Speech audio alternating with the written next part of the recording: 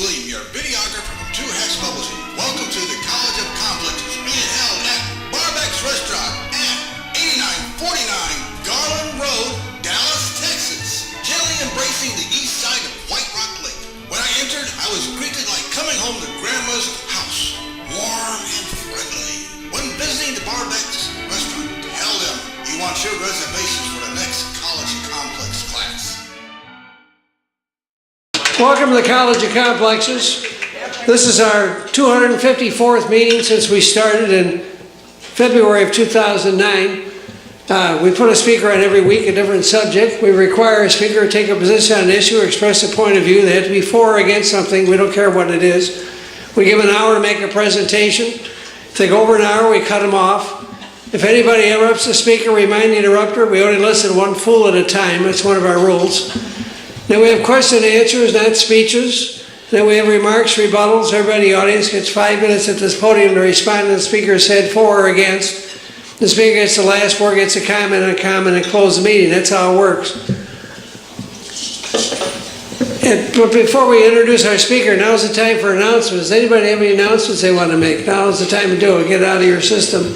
Any announcements? Now's the time. You got any announcements you want to make? No? Just check. Follow the 8th commandment. The 8th commandment. Thou shalt not steal. All right. Okay. Next week we have Can We Change the World with the Power of Our Minds? That's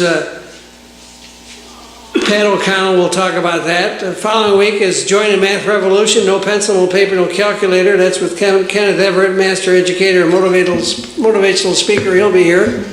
And January 24th, the real benefits of reading before kindergarten.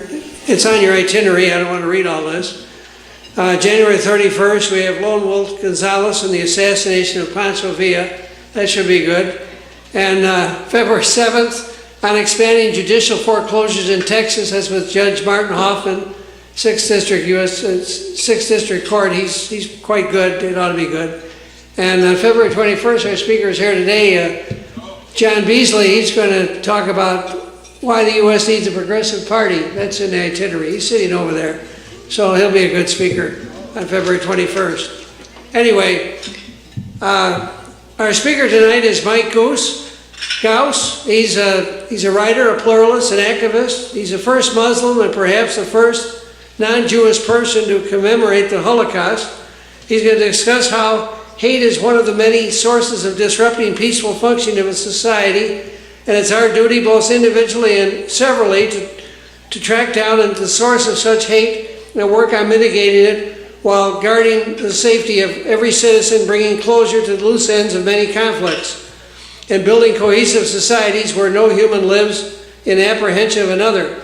Mike will express his view that by resolving the Jewish-Palestinian conflict, that is, security to Jews and justice to Palestinians, most of the world issues will collapse and a period of peace on earth will begin.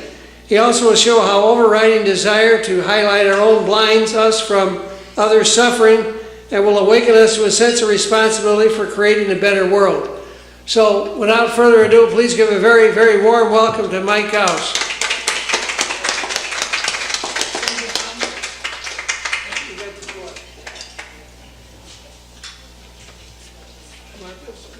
No, I'm fine with it. It turned off. What do I do to turn this on, Mike? There's a little button on the top. On, off, I see it. There we go.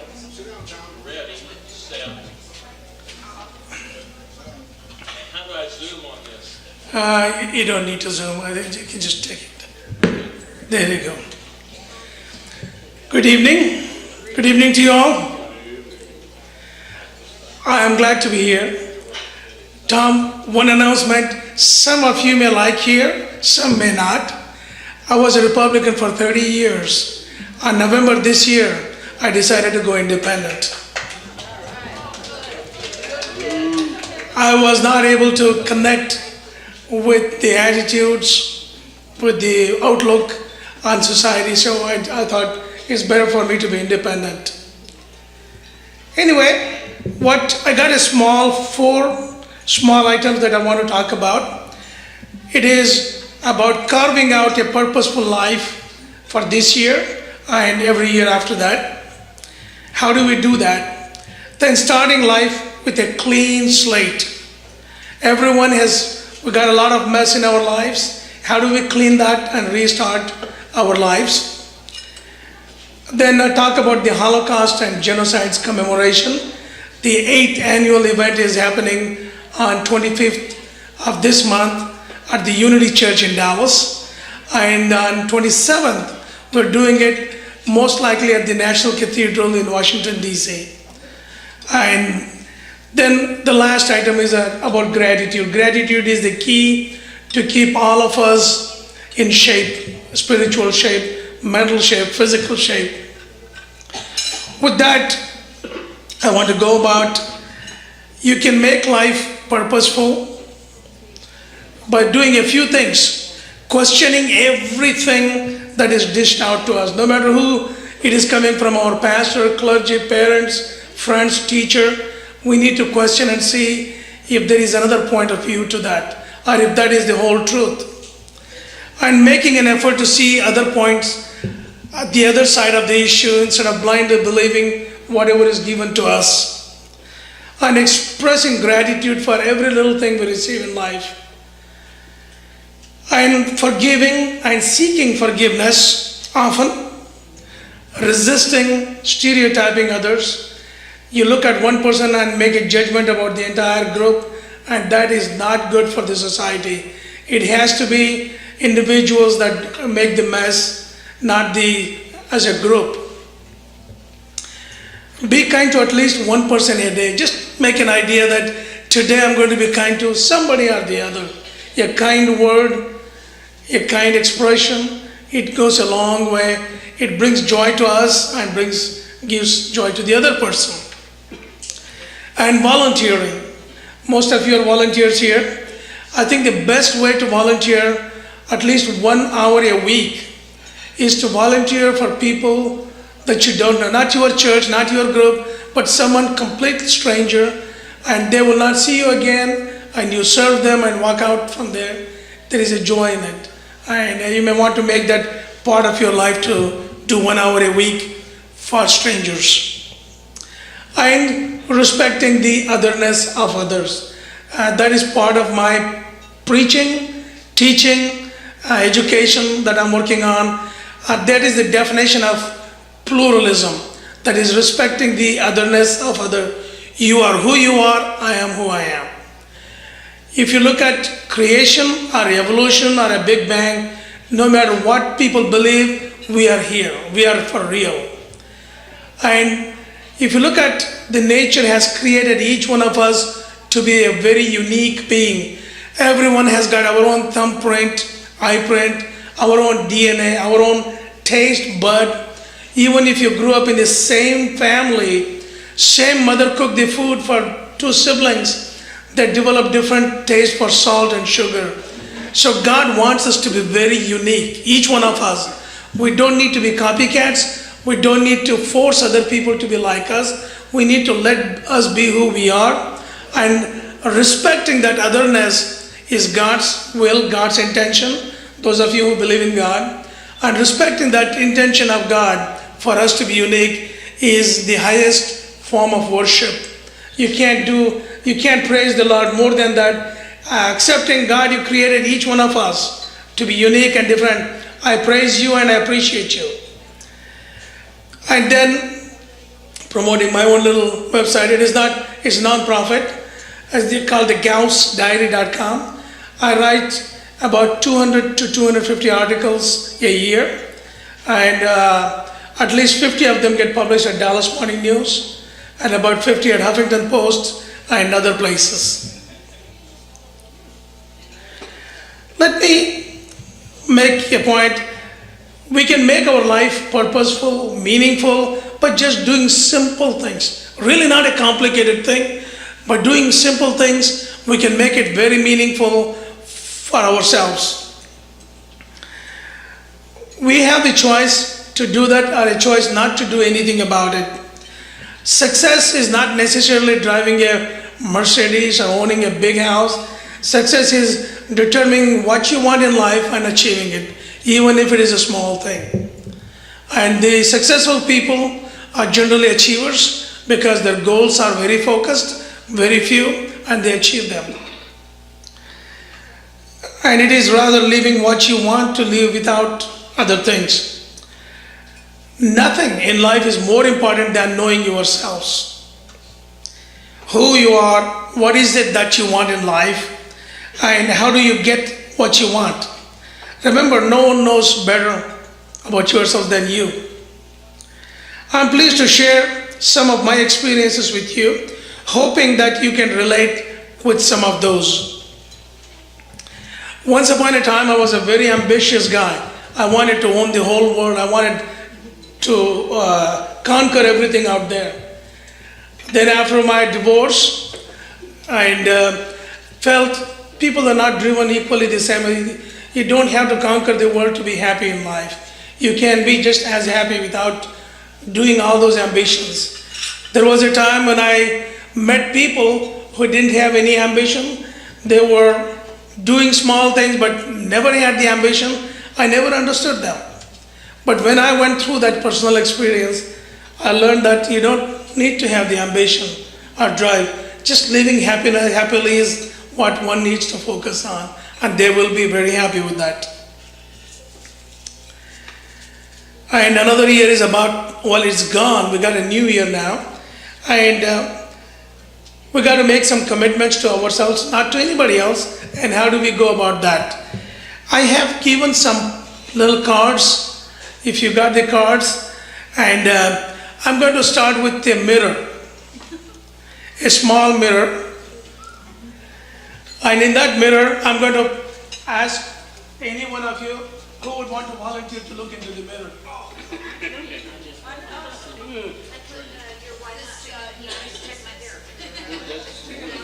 I'm going to ask you a few questions.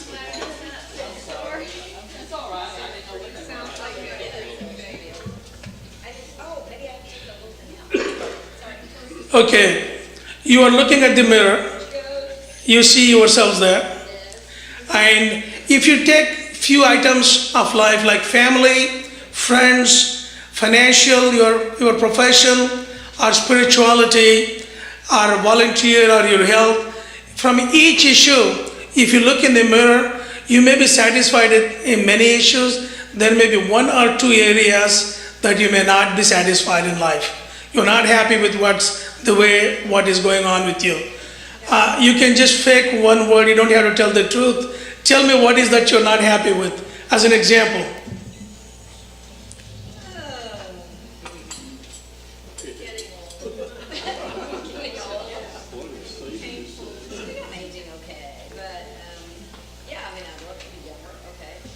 Okay. If Mark, well, I've done so many things, so I have accomplished, but there's always accomplishing more. Okay. I have a joke to share about being younger. I will do that a little later. But first, if I were to give this mirror to you again next year on the same day,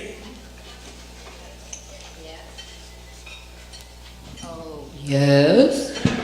if I were to give that mirror to you next year on the same day, Yes. a year down the road, and ask you to look at what you have done to yourselves, wherever the deficiency was, wherever you felt you needed improvement, what would you say? I think I would be improving because I think I kind of almost always am improving. I'm so glad to hear that. Yes. You will be improving because you are aware of it and you want to do something about it. Right. But if you see the same person again a year from now, who are you to blame if no change has happened? Yeah, myself. Me, myself, and I.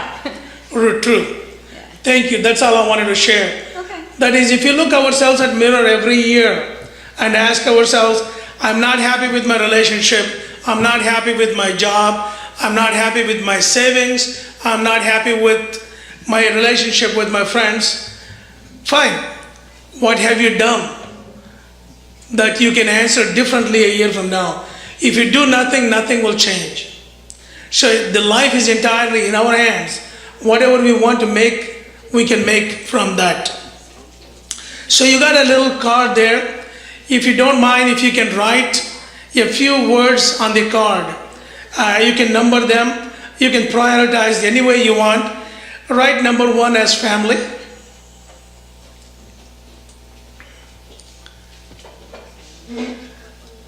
Number 2, friends.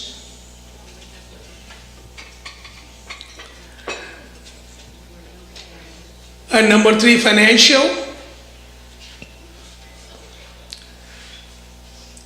And number 4 is profession. 5, spirituality. 6, volunteer. And 7, health. Health. 4 is profession. 5 is spirituality. You can prioritize any way you want. What I have done is broadly classified this, and if you keep this card in your wallet or in your purse while you are driving, just pick one item, family. While driving, think about the family, spend about 10 minutes, no more than 10 minutes, what your family relationships are, who comprises your family, what are the good things about those relationships with each one, where do you miss something in that relationship with someone. If you don't miss, well and good. But if you do miss, you become conscious of that at that moment, that my sister, I said something several years ago, we're not happy, we don't see eye to eye, and that is being bothersome to me. I'm sure it is bothersome to her. Or my mother, I said something wrong to my mother, she was not happy about it. I am regretful, but I have not done anything to clear that out. So these are the things that you come up with as you are driving, thinking about that. And then you may want to focus on those things that were really bothering you. And then take time to call up your mother or sister. I know it's very difficult to say, I'm sorry for what I have said, because we're always afraid that then there is some compensation, something we have to do in return for that. With that fear, we live all our lives. We need to get out of the fear. It is worth apologizing, worth forgiving, worth doing it. Once you do that, you're completely free to be whatever you want to be. So likewise, financially, about your savings, about your income, there may be something that you can do about. The most important thing I'm talking about here is being aware of the specific issue. It's like a cloud. Sometimes when you're driving, when you get up in the morning, too many things in mind, there is no clarity, and it gives migraines, it gives headaches. We don't know what to do because there are too many things cluttering at one time. By writing it down, by separating the issues, clarity comes. If you look at if you are working with a computer, if you open several programs at one time, 8 to 10 programs, computer slows down completely. And you type the word and wait for the screen to show up. It's too slow. It's frustrating. And we continue to work with that frustration. Instead, if we reboot the computer, all of a sudden it functions fast and we feel comfortable with that. We need to reboot our minds. We got too much clutter in it. There is nothing wrong with the clutter, but there is a way to get out of it. You can go to prayer, you can go to the church, synagogue, temple, mosque, wherever. 5 minutes of meditation will really pull you back, reboot you to start your mind afresh with a clean mind again, so you can function like a computer again. And volunteering is one thing that really gives. I volunteer about 20 hours a week. I enjoy that. There is a lot of joy in it. You know, on a daily basis, if you're walking down the street, somebody falls, you give them a hand. For the whole day, you feel good about it. We can do that every day, all the times, and feel much better about ourselves. So those are the few things And we have to commit ourselves to what we want to do. I can never pronounce this guy's name. Is it Goethe? Goethe. Goethe.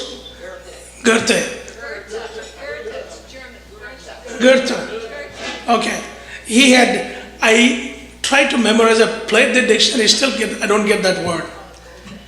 He said, until one is committed, there is hesitancy. Concerning all acts of initiative, there is one elementary truth, that the ignorance of which kills countless ideas and splendid plans. The moment one definitely commits oneself, like nature paves the way and all sorts of things happen, and you can achieve in life all the things you want. It's like going into business or dating somebody. If you go with the idea, let me try, see if this will work out. What happens? When something goes wrong, somebody's check bounces in the business, or the date doesn't show up, or they don't reciprocate your call, all of a sudden, I know it was not going to work out. You start negating yourselves, and you fail yourselves. Instead of God failing you, you start failing yourselves. So we need to go with a full commitment. I'm going to do this. If I fail, that's fine, I'll deal with it. But if I fail myself before going in, why should anybody pass me? So we need to think about those. No matter what you do in life, we got to have the commitment to succeed in it. And again, I hope I have written about 7 items. Each one of those items you can reflect upon while driving, or just sitting, or even with your close family members, discuss about them, and without fear. If you're afraid, we never find the truth for ourselves. If you remove the fear, we'll be a lot happier as we go forward. Now, talking about starting the life with a clean slate. Remember the clutter we talked about? Everyone has the clutter. How do we start life with a clean slate? I'll give you 2 examples. My late wife, when she passed away, she had cancer. For 9 months she was in hospital, and unfortunately she passed away. But what happened during that time, I learned from my mother's experience, and we applied that experience with my wife at that time. One day we sat down and I said, Najma, that's her name, I know there are things in life that have caused some apprehension, some pain, dealing with different people. That is part of life. You said something to someone, somebody else said something to you, and there is tension. When you go to a party, when you see someone, either you run or they run because you don't want to see them. That tension is there. I said, why don't we sit down and figure out those things that bother you, that cause you tension. Of course, she knew she was going to be gone. So we sat down and figured out about 10 items that I could come up with. And then each time, for example, one item, she was a realtor, and she had shown home to this guy, a $3 million home. She spent 3 months with them, and I gave them, I'm a home builder, I taught them what to look in a home, and she spent 3 months showing. Finally, the guy goes buys from someone else. And 3 months of driving, 3 months of gas, 3 months of time dedication wasn't worth anything to them. She got angry with him, rightfully so. She said a lot of things to him on the phone, and I tried to hold her. I said, it's gone, let it go. But she was very angry, and she said a lot of things to him. And I said, and after that, no matter where we go, a civil party or a religious party, we go there, and all of a sudden I realize that guy runs away. Or she says, let's go, I'm getting a headache, let's not stay here, let's go back. And that tension carried. I said, we identified those, and I called that guy, Sean, Najma has got last few days, you need to come. You need to release each other. If you don't, you will be living in that tension for your life, and she would be too. Then he was saying, no, Mike, there is really nothing, I'm okay. I said, no, it's not okay, because I see you run and I see her run. It has to come to an end. We have to conclude the transaction. We cannot let it be dangling. He came, and all of a sudden my wife and they started crying. Even before they acknowledged the problem, they know why they were there together, started crying together, and there was a big relief. My kids from my previous wife, they had difficulty with her. They hadn't seen her in 1 year's time. They didn't want to see her. They didn't like her. And we were in the hospital before the doctor sent on hospice. And I called my kids, hey guys, you need to come and meet her. These are her last days. I said, Dad, we don't want to come. We are hurt too much. I really don't want to come. I was looking at them and I said, they're my kids. They're going to carry this baggage all their life. I had to take a stand and ask them.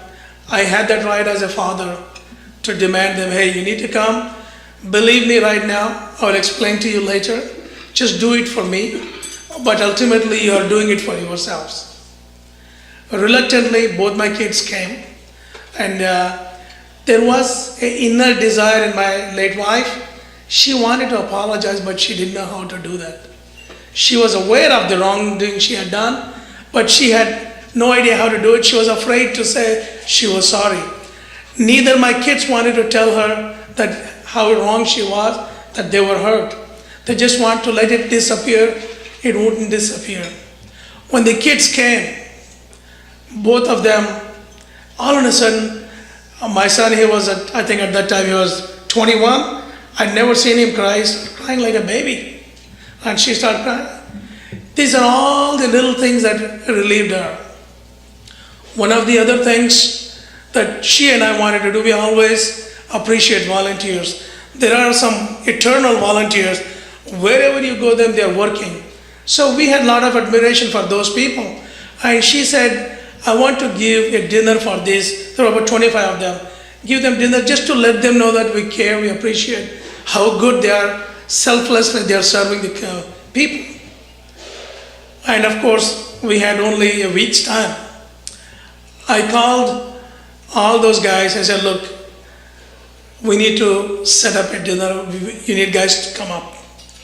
They all agreed. We couldn't do it in 8 days, but they agreed in 15 days that they will all come and meet her.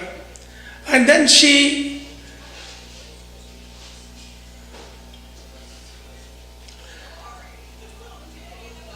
and I told her that all the 10 things we had identified, 8 of them were done. 2 of them was dinner for the volunteers, and there was another thing. We will get that done. She, out of nowhere, she started crying, and she said, I love you. And that came from her heart, and I had to cry. Then about 3 days before her time, her voice she couldn't speak anymore. She couldn't open the eyes were closed, there was a smile on her face. And when I came back and said, the guys have agreed for dinner, they will all be here, and that is one of your wishes. All the 10 wishes will be done. And any shortcomings I had on my part, please forgive me. Without batting an eye, she said, forgive me too. The next day, she was unable to speak completely. I went back to her, and as usual, I said, Najma, I'm going to work. We had an agreement that I will not go outside the house for more than 2 hours. I said, I'm going, I'll be back in 2 hours.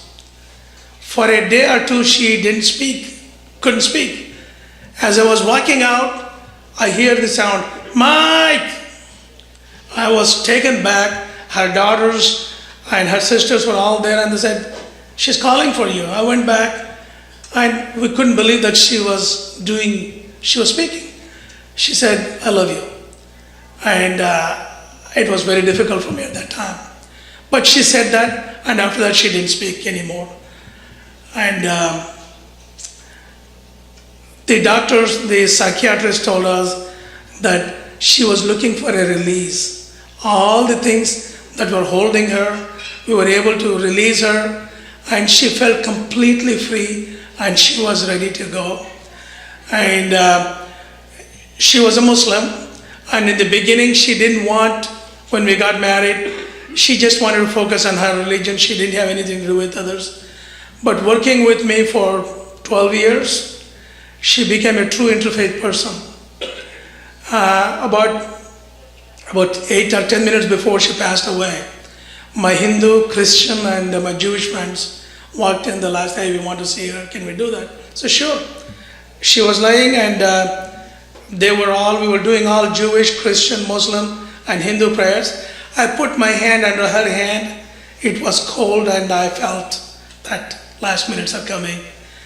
And I left them outside and came back, and her sisters started screaming at me, "Mike, is she breathing?" I said, "Yeah, she's breathing." To me, she was breathing.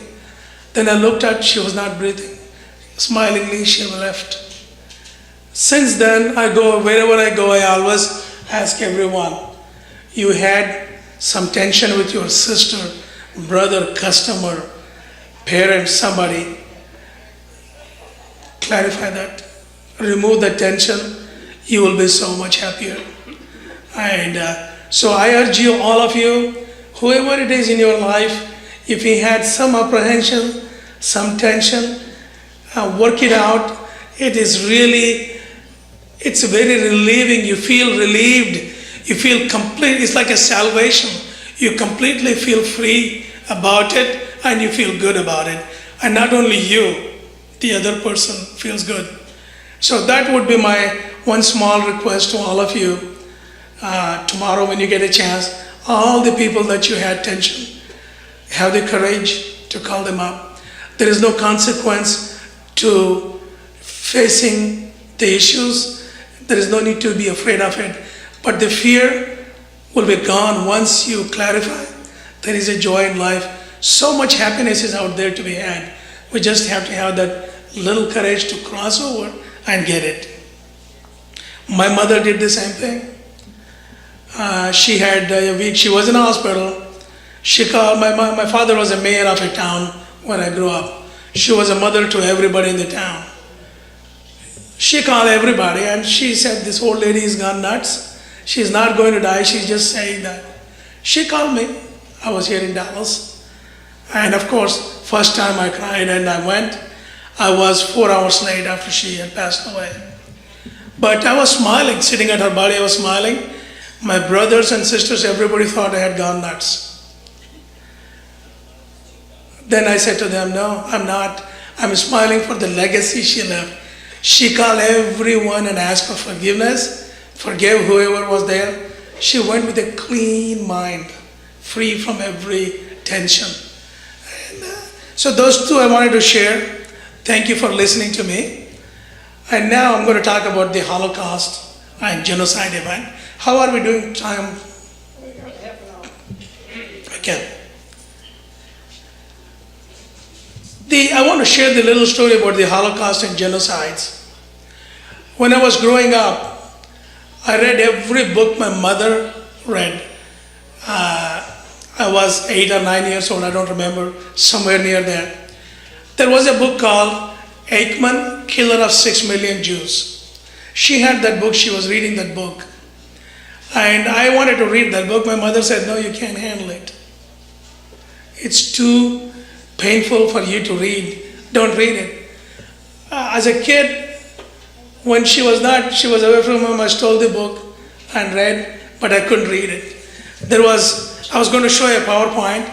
There was one image that has stuck with me all my life. That image was the children, the old people, the women, the Jewish people who were walked to a large pit. They were standing there on the other side with the German soldiers wanting to shoot them from the backside. The looks on their face was so difficult. I was very proud of them. They didn't beg anybody to save their life. They were looking at all of us saying, "You called yourselves friends. We work together. We're friends. Where are you? Why aren't you speaking up? But they didn't. They quietly, proudly got shot into the ditch and they died.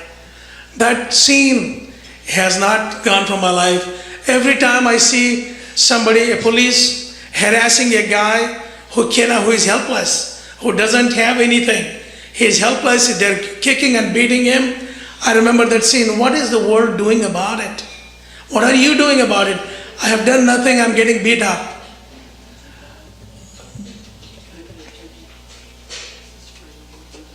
When children are being beat up, children are being abused, what the ISIS guys are doing in Iraq, we feel bad. What are we doing about it? At least speak up. That's the least thing we can do. So, after that, my mom had conditioned me so badly that for the next 44 years of my life, I was not able to see the Second World War movie where they showed the Holocaust in it. I would shut down. Watching the movie, when I see the Holocaust thing, it completely shut me down. I couldn't do anything. Go turn the TV off and just go away for a few hours to recoup. I wanted to do something about it, but I had no idea what to do. It was in the back of my mind. In 2005, we did an event called Unity Day. We've been doing this for 12 years now. I was there. Good, I'm glad. Oh, you were there in Frisco? The first one you had. That was in Frisco, yeah. In that, something amazing, it was about 9/11. We had about 8 to 9 mayors from different cities. FBI chief, police chief, fire chief. We were all together, every community was there. We made sure from atheist to Zoroastrian and everyone in between was there represented. We were all Americans together. And it was about 9/11, everybody was tense. All of a sudden the fire alarm goes. Mayor Joe Chow was speaking at that time. Fire alarm goes, everybody panics, everybody runs. It was about 9/11, the alarm goes, everybody was scared and everybody ran outside. The Frisco mayor was sitting there and the FBI chief, Guadalupe Gonzalez at that time. They were sitting and the police, the Frisco mayor, Mike Simpson, called immediately and the fire department was right there within a minute, and they said it was a false alarm. Some kid had pulled it, but the truck has to come to undo that. The alarm will be going. Meanwhile, Joe was speaking non-stop. But people were afraid to come back in. They were scared what was happening. Then I asked FBI chief and Mayor Simpson to call everybody, hey look, I am the mayor of this city. It is a false alarm. Guadalupe was saying, I am the FBI chief. You are safe, come back. At that time, my Jewish friends, there was a whole 2 rows of my Jewish friends sitting there. I saw this kid on their face. It was very difficult. I said, they are my guests. And it is not fair that they are afraid. Then I said, I got to do something about it. I really didn't know what to do about it, but it was bugging me what to do. That was in September 2005. Come November, United Nations passed an ordinance to commemorate Holocaust on January 27th each year. And then I said, God has sent this opportunity to me. I had to bring a closure to my own fear that I had for so many years, 40 some years. This is something I want to do. I said, why don't we commemorate this? My Jewish friends are saying, you're crazy. Only Jewish people do that, others don't do this. I said, why not? And I said, if we can build bridges as a Muslim and we can share an event like this, that we can build some bridges, and that hopefully will translate into finding some repair in what's going on in Palestine and Israel. If we can do that, all people will be safe and happy. That is something we need to do. I went to the Holocaust Museum. One of my Jewish friends, he said, have you seen the movie Schindler's List? Which I still carry the copy. I had not seen, I didn't rights to see the movie.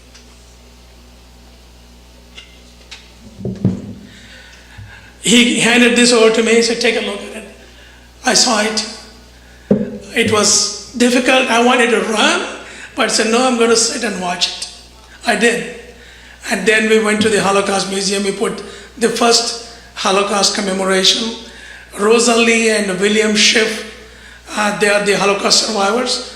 And they spoke for about 45 minutes. There was pin drop silence. The difficulties they had endured, what they had gone through. And what we did differently was, it should not be a Jewish commemoration. Only Jewish people should not be suffering this pain. We all should share that. And we had everyone from atheist, Baha'i, Buddhist, Muslim, Christian, everybody was there. We had a 2 or 3 minutes prayer from each one to share that prayer, because we all share this world, share humanity. And that we've been doing for 8 years now. And hopefully, then we added the genocide part of that, because it's just not Holocaust. There is some meanness in each one of us. That meanness is, if you hear about the genocide of Rwanda, the Hutsi and Tutsi, what happened with the Pol Pot, or Bosnia, somehow we don't, if I'm Jewish, I don't feel the same pain of others.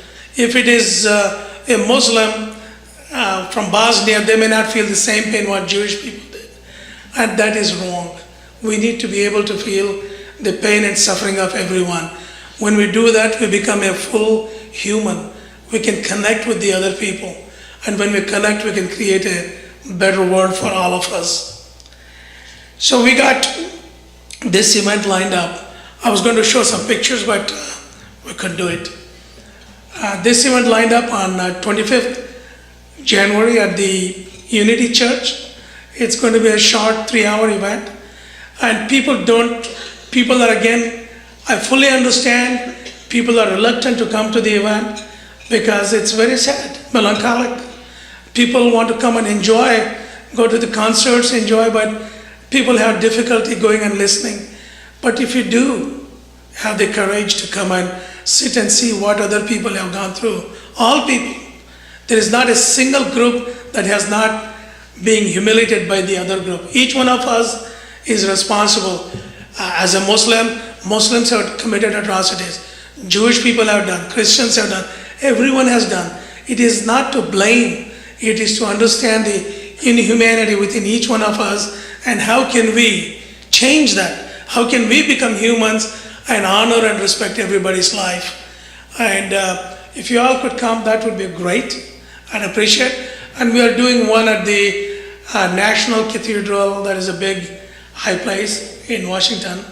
And of course, I was hoping to invite Obama, but he's going to India on that day. He'll be there. So, but whoever can come, will come. And we want the world to know that we are all in this together.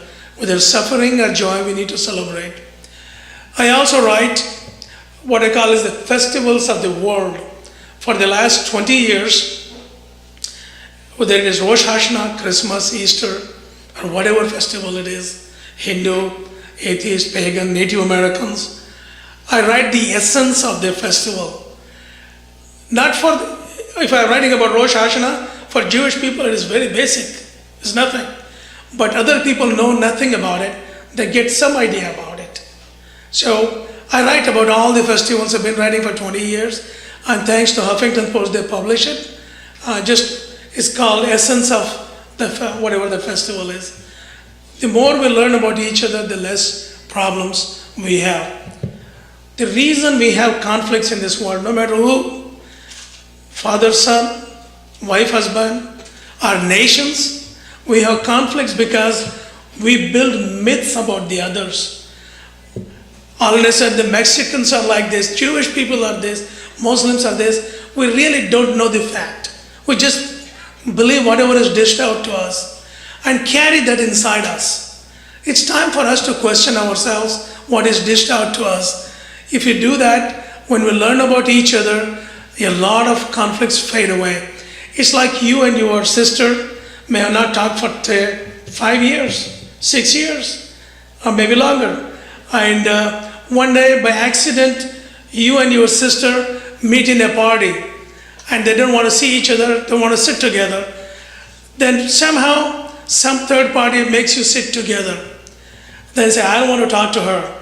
She said this about me 7 years ago. Sister, I didn't say that. No, you said this. No, this is what I said. Really?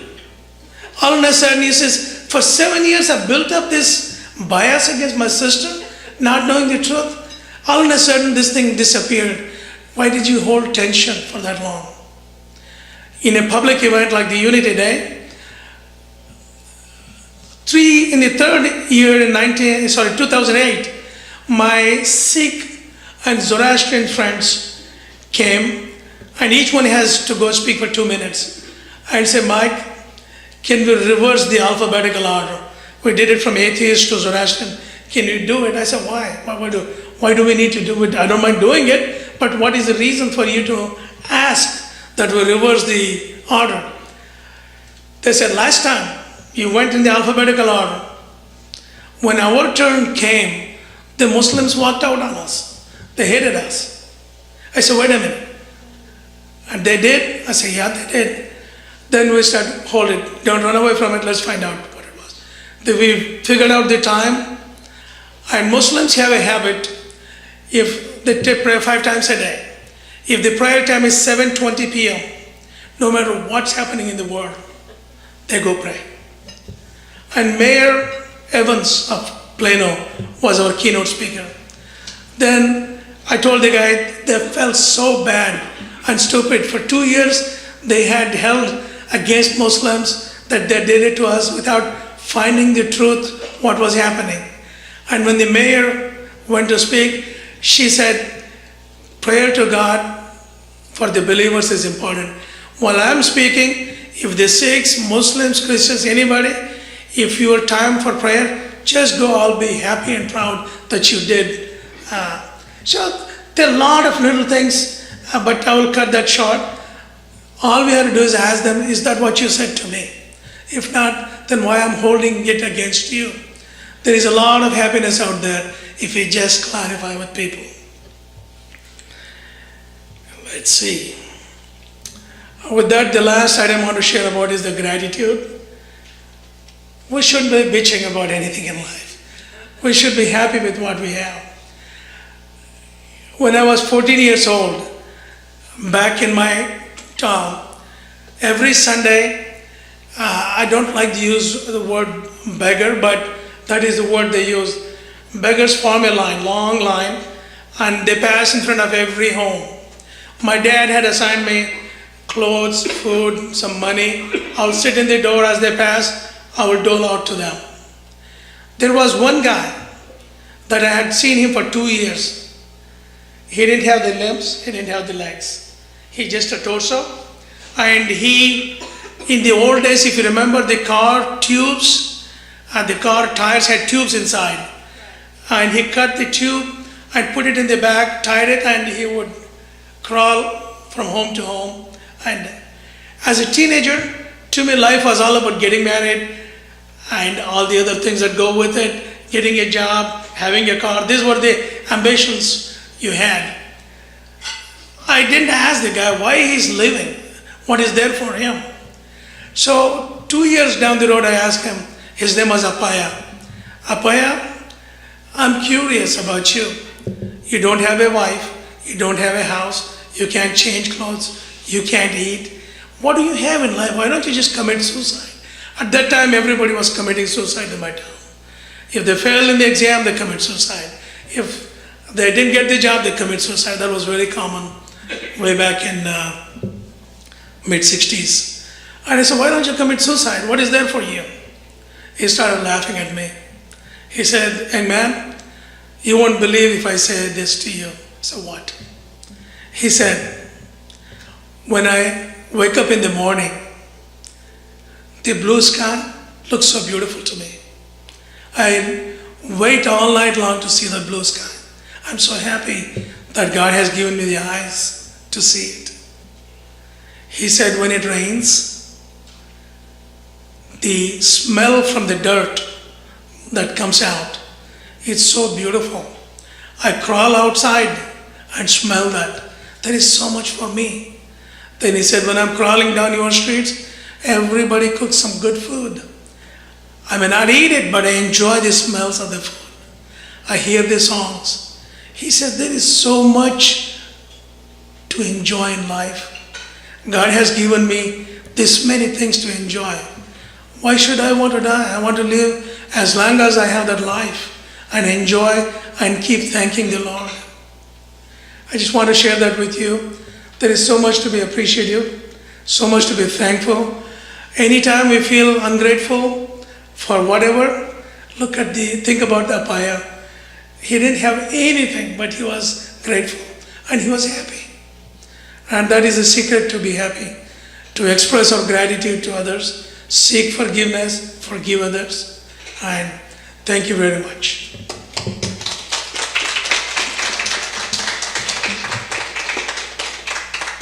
can stay there and ask questions. Absolutely. Who wants to be first? Somebody.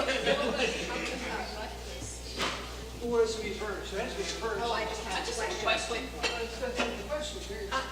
Okay, January 20th, you said, is that the day of the event? January 25th, Sunday, 25th. So what time? 3 to 5 at the Unity Church. And that's on Greenville Ave? Or Forest? I'm glad you mentioned it is on Forest Lane between Hillcrest and Preston. Good, that's good. Hold still, very still, What? and now hold still again, because I've got a bunch of pictures, but I want to get some better ones. Ready, set, just look straight at me. Now, this time, smile. There you go. I think I got some good ones. You know, they say people are obedient in front of two people, the photographer and the barber. You're always obedient to them.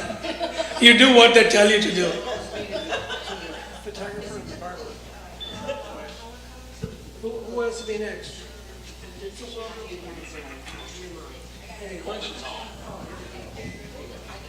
I was just going to say that in this context, normally you'd have people would disagree with something you had to say, but I doubt there's much to disagree with.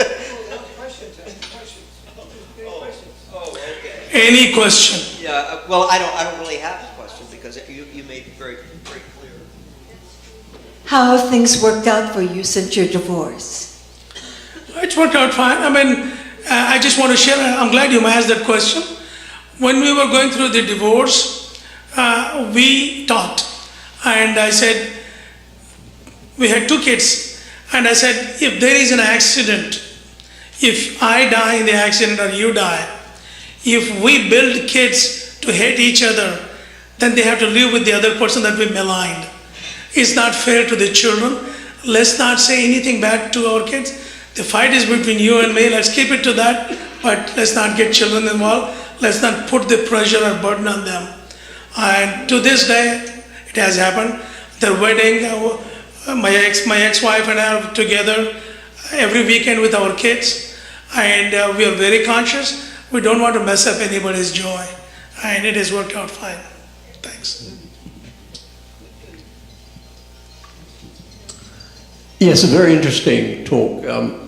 Your sentiments are admirable, and most people here would agree with them. Why do you think that most politicians who profess great religious virtues don't seem to share in these sentiments? I think they will. I think they are driven by the applause. When they say something wrong, some people applaud inadvertently. They think they are encouraged to do that. And we just need to sit down and talk with them. They are afraid. They want to please somebody. They need to please God. They need to be truthful. Then we will have less of those problems. Well, don't you think they're really pleasing their paymasters? That is very true. Very true. And we should, I think that lots of election reform should come where none of the senators and congressmen running for should not be no more than 2 terms, and there should not be any funding from the private sector and anyone. They can put it in a single pool and each one will get the same money, and you promote and you show your skills and not money. Yes, sir. Yeah, you seem like a man of peace and a representative of your religion, unlike that which the public sees, the public face. We see the Ayatollahs, we see the people from overseas, and then we see some of the radicals in England, the radical Muslims. They talk about sending people over to help ISIS and ISIL. And in this country, to my lifetime, I have never seen a Muslim clergyman go on TV and scream, "This is wrong," with a loud voice and a strong voice. You seem to be somebody who does say and enunciate, but I don't see the imams doing that.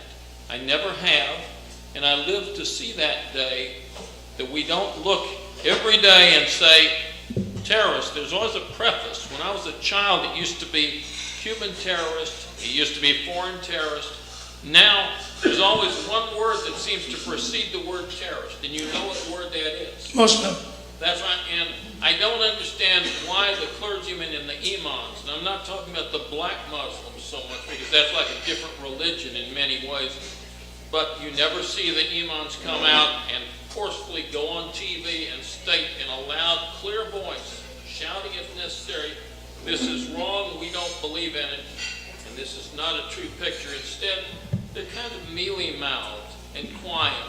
We are the religion of peace. Now, you seem to be the first person I've seen who stood for something, who's enunciated in a different way, and I'm very pleased. Maybe you ought to be the guy running the imams. Anyway, that's just my comment. No, in fact, thank you. But in all honesty, 60 imams in the United States, all the biggest imams in town, they got together in Washington, D.C. They sent statements, they held press conference, but for some reason, TV doesn't show much of their work. They don't wave their fist and scream, "This is wrong." You see Jesse Jackson, you see everybody from Rabbi Gershon in Dallas when he says, "Never again." You know what I'm talking about. Yeah. He says, "Never again." You look, but you don't see the imams doing the same thing. They take what's known again as a mealy-mouthed approach, and maybe that's the news publicity again and the reporters, but we need to see more of that. Maybe you can spread the word to them. The public is influenced by that, and we need to see more righteous indignation from that community, even if it's there. We're not seeing. I agree. It is, you're not seeing because they want to be on the TV. There are many imams here, they get angry, they want to go tell the things they want to, but TV never capture, they never get the TV time. They need to head over to Temple Emmanuel and tell Rabbi Stern to just show up on a Friday night and speak their mind after the service in a loud, clear voice. Then the word will get around. No, the Jewish, Baptist, Muslim groups have worked together very well on that. It's not much on TV, it's a shame. It should be. I'm on Sean Hannity on Fox for the last 5 years, and I try to get some other people to come. The way Sean treats people, he cuts them off in the middle, and nobody wants to come there. No, it's humiliating for some imam who runs a congregation of 3,000 people to be cut off by a TV host, so they don't go there. They got that fear. Maybe they ought to cut him off. Well, I did with Glenn, Glenn Beck. About 5 years ago, Glenn called me and he said, "I want you to be on my show." I was on Hannity. And I said, "Glenn, I have some conditions." I said, "What?" "You ask a question, allow me to answer. I'm slow in responding. I don't respond immediately. It takes me a few seconds. You need to stop bombarding me with questions without getting an answer. What's the point? You ask me a question, let me answer, then we go to the next." He says, "You are telling me how to conduct my business?" And I said, "Glenn, my name is there too. I'm answering. I need to answer. What is the point in me being on your show when I can't say anything?" He says, "You are not telling me." Then I said, "I'm not going to be on your show." He slammed the phone and said, "I'm never going to talk to you in my life again." I said, "Fine." I'm sorry? Isn't it hear positive. Wait for the microphone, Wait, please. wait, is it possible that the reasons we don't hear positive things being reported coming from the imams is that it's against our national desires? Do we not, is it possible that we are simply utilizing an anti-Muslim attitude in this country to achieve other things? I think you hit the nail right on the point. On the TV, the talk show hosts, they have their agenda. I mean, you know, what's his name? The guy, the big radio guy. Rush Limbaugh. You know what he said when John Huntsman was running? John Huntsman was a very moderate guy, and he had enough things to praise about Obama. So Rush Limbaugh goes and tells on the radio, anybody who praises Obama is a traitor, and that is not a Republican. I mean, that's the kind of attitude. That's who they want to put in. Muslims are struggling, there is no doubt. They want to speak up. They are very loyal, good citizens. There are bad guys, no doubt. 71% of the arrests in the US of those people who are inclined for terrorism were reported by Muslims to the FBI. And we had another meeting last week, and there were 3 imams. We made a video, and they say anytime you suspect somebody from Muslims, even an inkling, just report the guy. Let the FBI do the scanning, let do what they want, but we don't want this guy to malign, make our lives dangerous for everyone. So there is that sentiment, but I don't think it has caught on. It will. There are, I'm trying to get the floor. I'm listening to you. You know, our church, I go to the Arapahoe United Methodist Church. Right. And we've met numerous times with people from the mosque. We have sort of an arrangement, and we may meet at the mosque, or they may meet at our church, and we sit around the table, and it's, you know, we exchange questions and try to answer questions, things like that. It wasn't my impression, or is it your impression really, that most Muslims don't believe the Holocaust occurred? Don't believe in what? Did you say that? Don't believe in what? Do you believe that most Muslims don't believe that the Holocaust occurred? That is wrong. All Muslims believe in it. In fact, there are many in Albanian Muslims, and several people have given shelter to Jews, and they have always protected. The Israel-Palestine conflict has clouded everything. The Jews and Muslims, for 1500 years, the only place safe for Jewish people was with the Muslim countries, where they never persecuted Jews. It was always in Europe that they persecuted. It is because of the land issue that is causing. Even now, if the Israeli leaders and the Palestinian leaders become responsible people, if I'm an Israeli, I want to elect a prime minister who promises to bring peace, not fight wars, and I will measure that person's ability and how much progress he or she has made. Same thing with the Palestinian leadership. How much progress have you moved an inch towards peace? If not, we don't need you. I have another quick question. I have a friend who she claims to be a very fervent Christian, and she says that she gets up in the morning and she thanks the Lord that for the new day, and asks if He will be with her. And as she continues throughout the day, she carries on just a normal conversation, and it's like it's a friend. It's like the Lord is a friend who is standing next to her, and she may talk to Him at any time. So my question is, how important is it that the Muslims pray 5 times a day? What happens if they miss one? You can miss. There is an allowance. If you're sick, if you're traveling, you can miss. The idea of the prayers is kind of rebooting oneself. If you are going through a tension in a day, If your work is full of tension, if you take a break, you call it meditation if you want to. If you take 5 minutes peaceful time, it doesn't have to be a Muslim prayer. It could be any prayer in any religion. You can call God with any name you want. Still it is the God.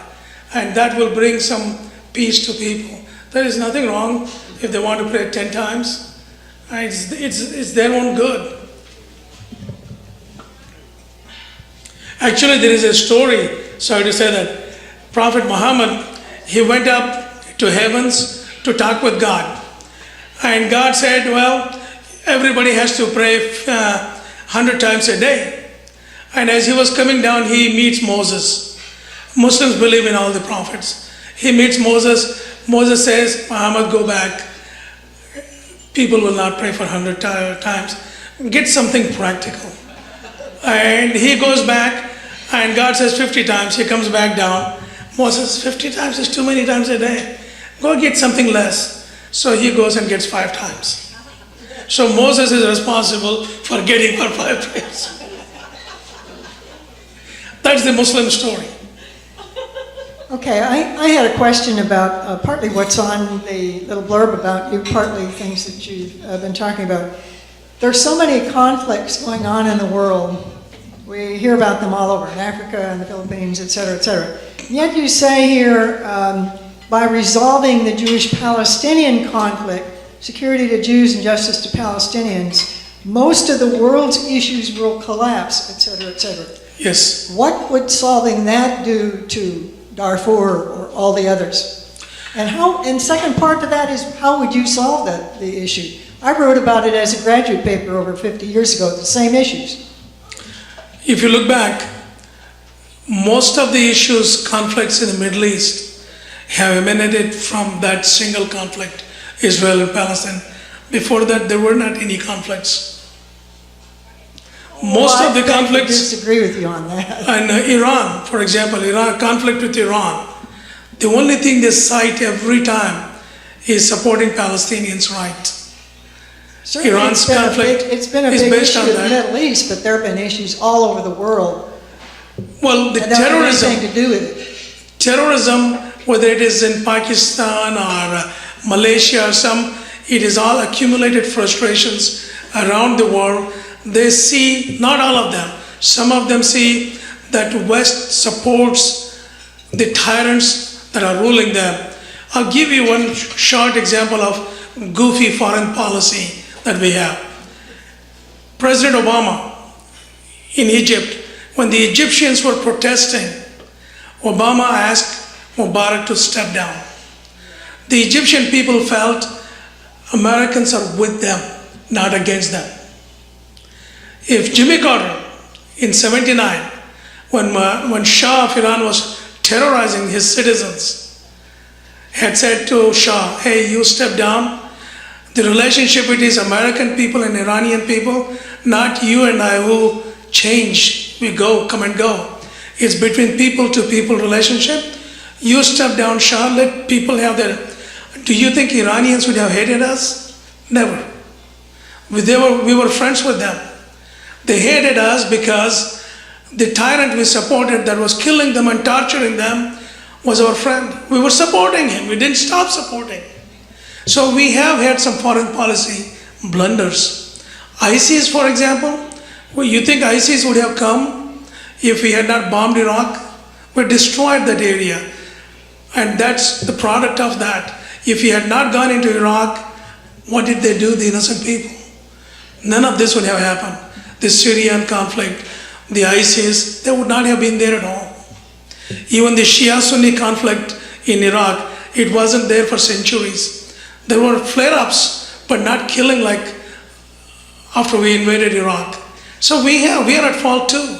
We need to look at that. I couldn't agree more that we've had an influence, often very negative, in many parts of the world, if not all. But my point is, if we solve this particular one, what difference does that make between, say, the American Indians and the American government? Nothing. That's nothing to do with it. I agree. I'm talking about really the Middle East. Once we subside those problems, some of the other problems will have its effects on it. Right now, look I'm at waiting to see that one. look at the anti-Semitism that is rising in Europe. The anti-Semitism is not coming from Muslims. It's coming from Christian countries in Latin America and Europe. Why is that? In the United Nations, for the settlements, 161 countries in the world, 161 countries vote for Israel to back off from settlement. Only 6 nations support that, including US. Do you think Brazil, who voted against settlement, China, who voted against settlement, or Netherlands, who voted against settlement, we are violating, we are telling them that you are idiots, we're going to do what we want to do. How should they feel? They feel injustice is being done. Anti-Semitism, Netanyahu is directly responsible for increase in anti-Semitism. If he changes his policies, things will change to better. Sorry. Somehow a microphone kind of walked into my hand, and I've been hearing feedback in the Jewish community for many years because I'm Jewish. Okay. Been involved in Jewish activities from college, being a student leader, fraternity leader of Alpha Epsilon Pi at one point in my school. I've been active in the community in various groups, including a stint with the North Texas Asian American Cultural Association. I resigned as president last January at the end of it. So I've probably seen you, and I know you look familiar now, more so than I thought. Well, I think the AJC, when they had the officers installation, I get invited, I go there. Well, I'm talking about the NTAACA. North Texas Asian American Cultural Association. Okay. But I'm not, but getting back to the point here, I hear that in France, there's been a mixture of Muslim anti-Jewish fervor, and I've heard in Russia, it's different. It's kind of the Nazi Party white supremacist movement has taken root against the Jewish community. There are always people out there who are going to stir things up. But it seems to me in Israel you have, and the West Bank in Gaza City, you have, especially on the West Bank, what I would call extremists. You can't put this all on Netanyahu. You have to say, he is responsible too. Well, you have to say, what was Yasser Arafat? Oh yes. What was the Irgun? What was the Stern Gang? What are all these various organizations that are still, many of them, running around there? They all had their roots in terrorist organizations. Yeah. So we have to look at that and say what can be done nowadays to diffuse the situation, and as long as somebody's grabbing people and shooting them and pulling children, teenagers out of cars and vice versa, and then you got the religious groups on both sides being more extreme than the general population, from the ultra-Orthodox to the ultra-Muslim extremists. I mean, absolutely. How can you curb this? It seems like it's a never-ending task because there's always going to be some extremist willing to give up his life for nothing. I have been thinking about it. I've been to Israel, traveled the entire Israel. The biggest thing we can do during this Holocaust event, if we can, if the Israeli and Palestinian side, mothers and children, if we can put in room Netanyahu and Mashal or whoever in the Palestinian side, and put 5 Palestinian children, 5 Israeli children, and women with babies, and ask each day, both Netanyahu and the other guy has to look into the children's eyes, and they say, when you grow up, I'm working on making a better life for both of you. I'm not going to be a villain to you, and the other guy has to say, I'm not going to be a villain to you. One. Number 2, if the saddest thing, the Palestinian people honestly don't know the Jewish people suffering for 3,000 years. First time they made a home in Spain, and what Ferdinand did was very bad. I'll add a last observation. I had a good friend, and he came over one night. He was Muslim, Palestinian, and he came over to me, and I gave him a coin from 1935. It said Palestine on it. Had lettering in English, Hebrew and Arabic. And he had never seen that before. He never knew that there was a Palestinian protectorate and a land that was called Palestine. He's 5 years younger than I am, and he looks 10 years older. But he's a nice guy.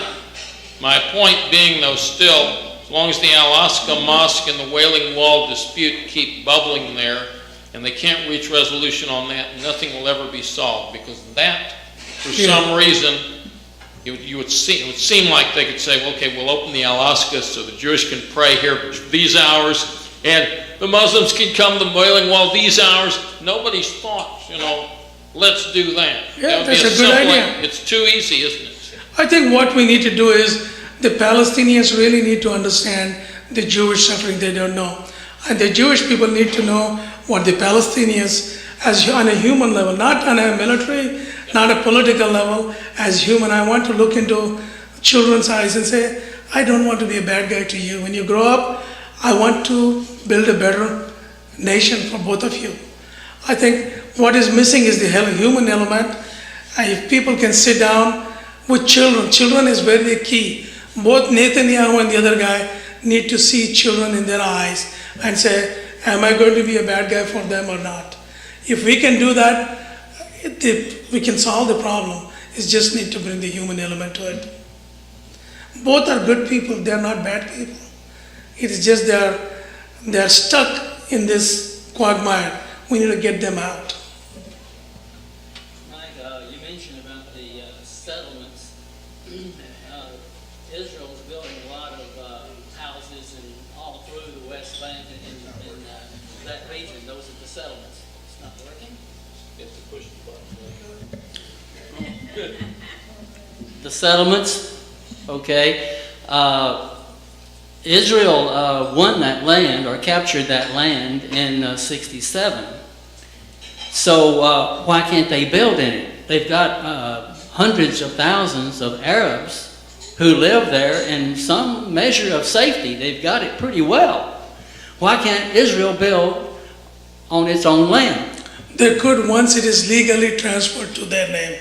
Right now, the entire world doesn't, even including the United States, thinks it is illegal settlements. Once it is legal, if Israel annexes the land and says this is Israel from now on, and the nations agree to that, then they can build it. There's no problem with that. It seems to me like is their land. They captured it. They do not need some world court to put a blessing on that land. Israel will never be able to win the PR battle. They will always have the rest of the world against them, no matter what they do. If the whole world comes against them and says that they should not build on that land, to me, the whole thing is null and void. The rest of the world has no say over Israel's land. Let them build the settlements all they want. And many Arabs live there in great safety and comfort. They are better off than if they lived in Arab lands like Egypt, Lebanon, Syria, Jordan. They have it made. Well, it would be ideal, I agree with you. It would be ideal if the whole land is called Israel, or all people live democratically, everybody has their rights. That would be an ideal situation. But the world is wanting it a certain way. There is a conflict, that is why the conflict is going on. If United States would have permitted Israel to build settlements if it was legal. Obviously it is not legal. You and I may see that way, but the world is not seeing that way. And we have to live in this world. We can't live in isolation. There is a solution there, though. As we've learned from President Putin in Russia and Crimea, you just take the land and bring it into your country, which is, he learned from Israel. You conquer it, you get it. There's a war, to the victor go the spoils. And if the Russians now, they can't come along and condemn Israel anymore. True. They can't now because they have ratified the same thing that Israel has done and most countries in the world have done. From the U.S. on, somebody said American Indian. The question is, if North Korea comes and takes over Japan, is that legitimate? If we go capture Mexico, is that legitimate? I hope so, yes. We want to do that? Well, yeah, that way people won't have to come north. They can get their food stamps right there. No. Get Monterey. I have a question. I have a question Yes, sir. instead of a statement.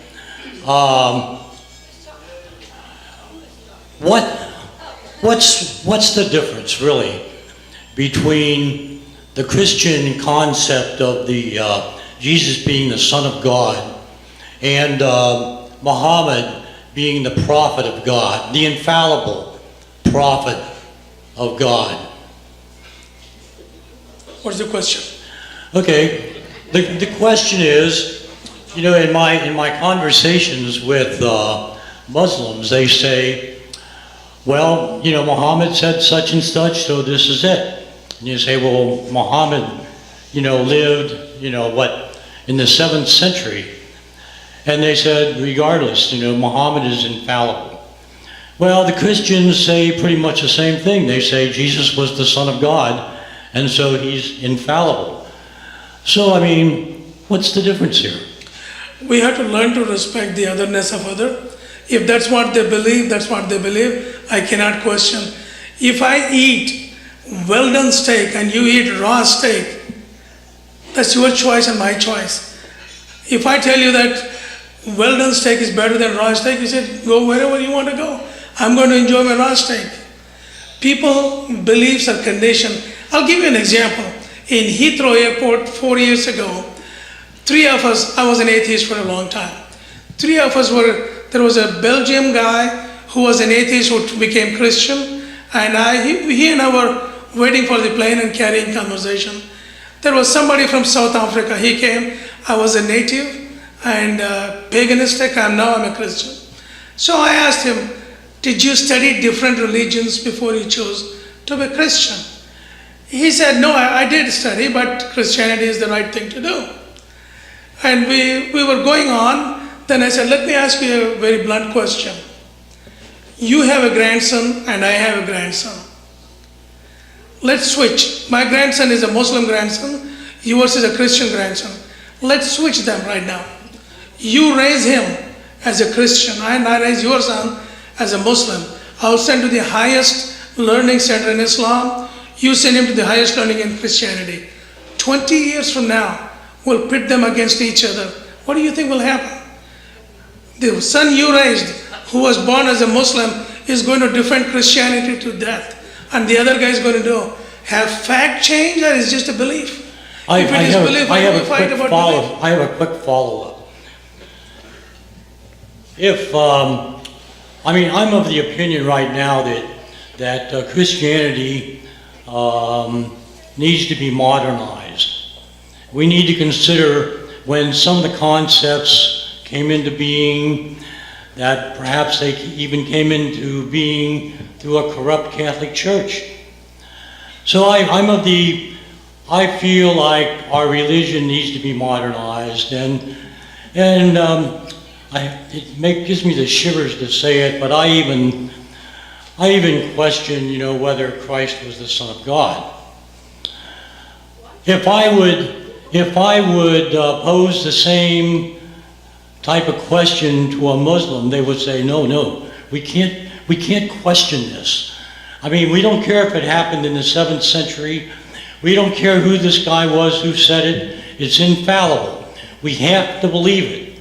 And I talked to a neighbor of mine who's Muslim, and I said, do you really believe in everything that is included in Sharia? And he says, well, if you're going to be a Muslim, you might as well go all the way. What do you think about that? Well, Sharia, I have written quite extensively on it.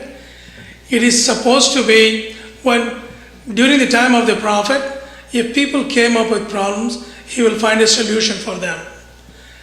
After he was gone, people had problems they didn't know. So a group of people wanted to create a body of understanding, body of law that would solve the problems. The intent was right, but there are a few flaws. There are 5 or 6 major flaws in Sharia. It doesn't serve justice, like apostasy, blasphemy, stoning woman to death, adulterer. These are not in the Quran. They cooked it up and For thousands of years, Muslims never bothered to question it. We are questioning now. In fact, I wrote a big article in Huffington Post calling two Islams. One is pristine Islam, the other one is mangled up Islam. And the guys in the middle centuries, the middle scholars, they cooked up and added, and nobody bothered to question them, and it has become part of you. It's time to question everything. Muslims are questioning. I am in the forefront questioning all those. Sharia shouldn't be there. Sharia is, American laws in this country are much better in serving justice to the human being. Sharia's intent was good, but it is messed up.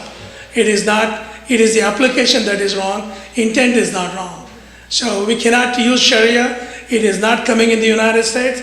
No Muslim has ever asked Sharia in this country.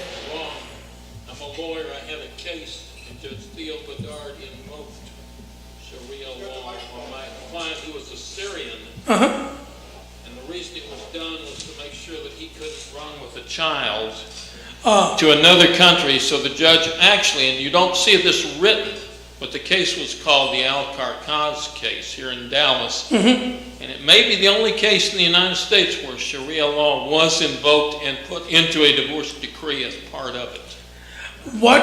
You're right, what Muslims are asking from Sharia part is exactly what Jewish people are asking, the halakha laws.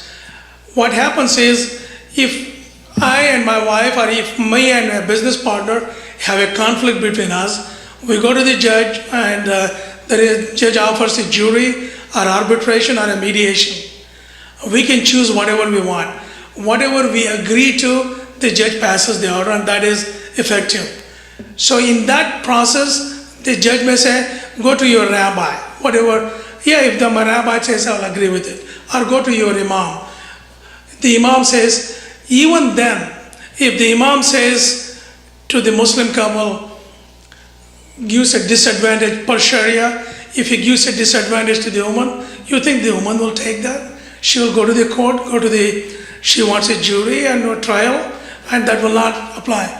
It's only when people are willing to agree that Sharia applies. If not, nobody wants that one. Of course, there are some people who want, but no institution has asked for it. So it's a lot of hype out there. As I said, it's the only case I know of. Yeah. It happened to be one of our. Okay. There was an interesting debate between Tony Blair and Christopher Hitchens, who's now dead. Blair's point was that he felt that religion was a force for good, and Hitchens disagreed. I tend to follow Hitchens myself. I think the problem is religion, and always has been. As a student of the Bible, which I was in England, we all studied the Bible. I was trying to think you were an accent. Yes. No, I know. Unmistakable. If you look at the Old Testament, it was nothing but one tribe killing off another tribe, and even within the Christian religion, it's been a bloodbath. Okay, nothing but a bloodbath. I mean, those of us of my persuasion would say the world would be a far better place without any religions, and go for just ethical and moral values, actually. Okay, look at nuclear power. Nuclear power in the hands of bad guys is dangerous to the world. But in the right hands, engineers, we get the light, we get the computers running, all good things are happening. But what does that have to do with religion? So nuclear power is not bad in itself. I never said it was. So religion is not bad. Well, religion is a good thing. Well, it would be if it didn't have bad consequences, that's all. Let me share quickly why I think a religion is a good thing. If you look at the time when Moses came into business, or Jesus came into business, or Muhammad, the society was rotten. People were not trusting each other. The guys cannot go out in peace because they were worried what their women folks will be harmed by the other guys. So there is so much distrust in the society. Moses came up with the laws to restore trust in the society. That was the right thing to do. Muhammad did the same thing. Jesus did the same thing. Really, the purpose of religion was good, to create trust and cooperation among people. Some people didn't get that religion. Most people got it right. Some didn't get, and they are the problem. You could have fooled me, as they say. No, I think my own view is that religion is divisive. I actually adhere to the tenets of the Christianity, actually, which I think have nothing to do with religion. I think religion always gets perverted off track, actually. In fact, and then actually Christianity goes out of the windows. I mean, while people want to kill each other off for some ridiculous faith or the other. You know, they always find something to disagree with. That's just amazing. Well, if you look at, there are 1 billion Hindus, 1.5 billion Muslims, 2 billion Christians. Only 1% or 0.5% of them are bad guys. If everybody is a bad guy, the world would be very difficult to live. Religion has done a lot of good. Some people who didn't get the religion right are the problem, but religion itself is not. Well, look, you obviously come from Asia, but look, all religions no, seriously, when Mountbatten was given a decision over India, as you know, yeah, and he decided, right or wrong, that Hindus could never live with the Muslims. I mean, that's what he decided, and so there was a division, and so you had Pakistan created and India created. Right. Now, that was on the basis of his decision that these two religions couldn't coexist. Now, you know... what the Indians in Pakistan is? And they've been killing each other ever since. I think Mountbatten was the guy who created all this mess. Well, you know, yeah, well, you could...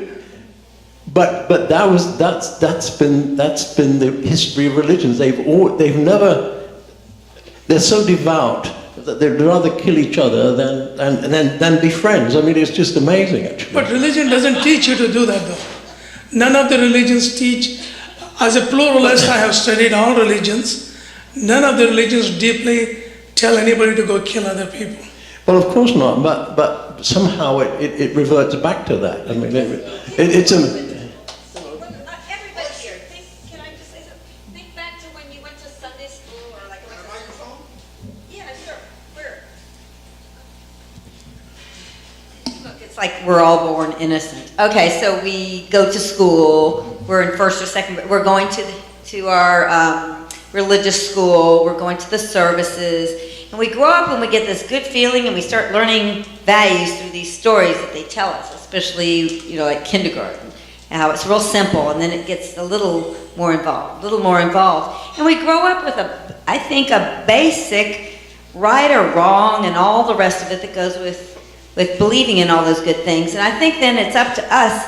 Just like people grow out of, there's no Santa Claus, you can go, okay, well, I don't know where this God is, but I like the fact that we should all be honest, we should all be good to each other, and we should all do all these wonderful things.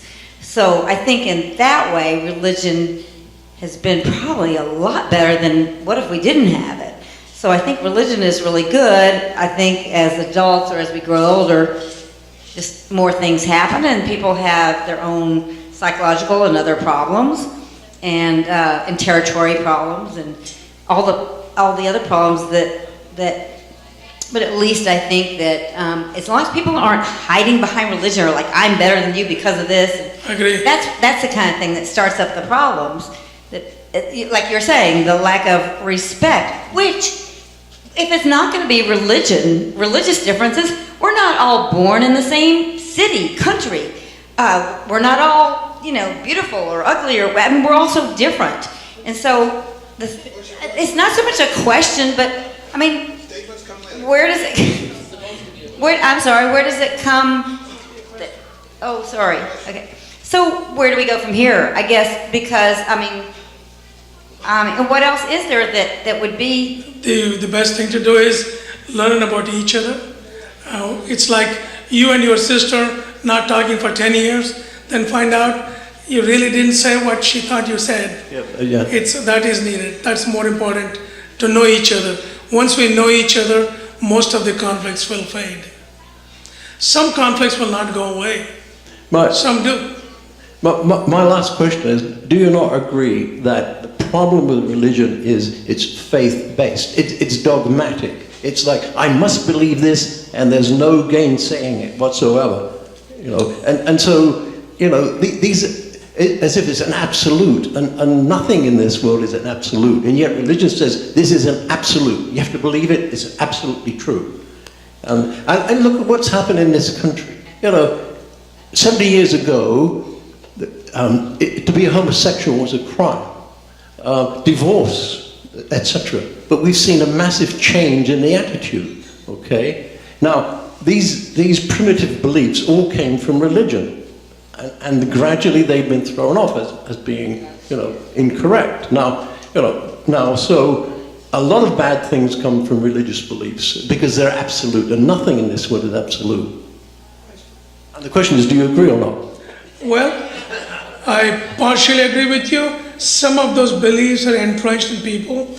I think what we need to do is you and I have to live in this society, work together, live together, go to work together, and that is more important. Religion is an instrument to help us get down, but if religion becomes a divisive force, then it is not serving the purpose. Let me conclude with a short, unless there is a question. My kids, when they are growing up, I did not want them to grow up to be bigots. I didn't want them to have any prejudice towards anyone. There is not a place of worship. I didn't take my kids to synagogue, mosque, temples, churches, Mormon, Baptist, Catholic, every place. So my daughter, 6-year-old daughter, would always ask, Dad, what are they saying? 6-year-old asking me that question. And I said to myself, how do I explain the deep, entrenched philosophy to her?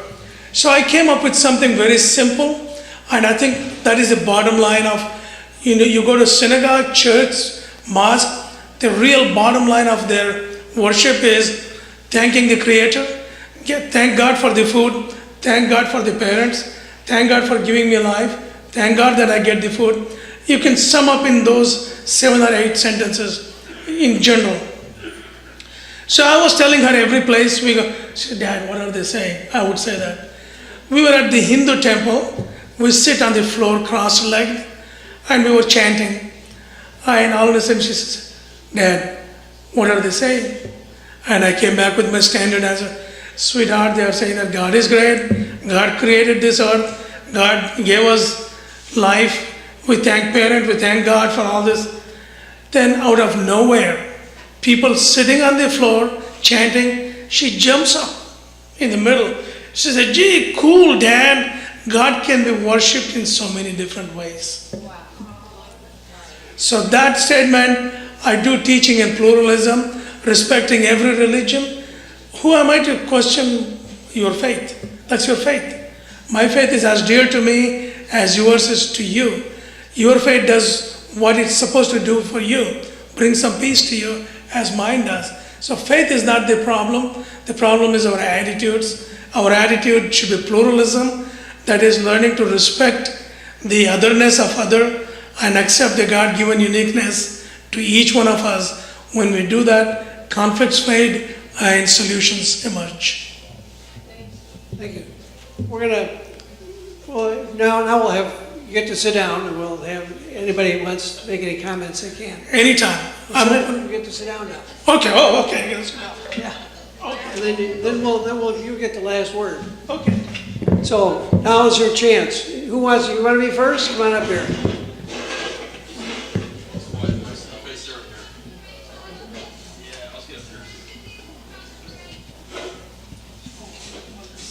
It's called another fool. Yeah, right. All right.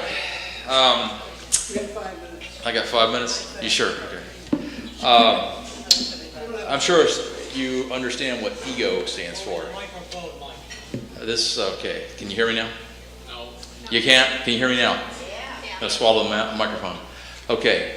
You know what ego stands for? Edging God out. And a lot of what we've been talking tonight about, it sounds like a cockfight. You get two people together and, who's going to win? Well, the winner take all, the golden rule where a person, whoever has the most gold wins. It seems like to me, religion, all this stuff we're talking about tonight, My